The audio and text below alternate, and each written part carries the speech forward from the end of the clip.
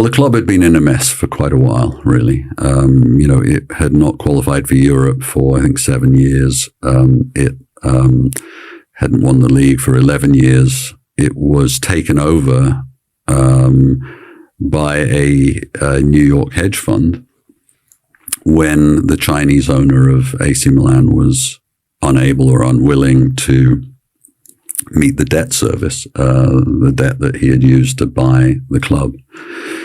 And so it was really in a crisis point. I remember in one of my first games, our entire hardcore fan base, we were losing 3-0 at home, and our entire hardcore fan base, what they call the Curva Sud, the ultras, walked out during the game.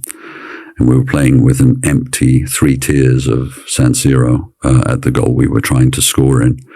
The club was losing, about 150 million euros a year, and that was going to have to increase to up to 200 million, inevitably because of the wage bill.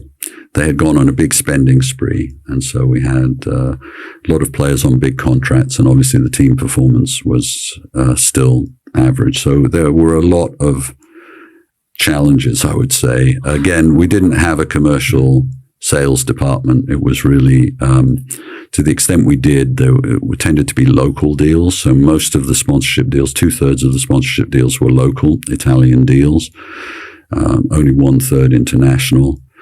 And we had a stadium which is incredible and wonderful, and I love it as much as anybody else in the world, but really is very decrepit now. There are areas of the stadium that are even closed down due to safety concerns. There are, if you go to San Siro, make sure you go to the bathroom before you go to the stadium, especially if you're a woman. The disabled access is very poor. There are a lot of aspects of the stadium that are just outdated now.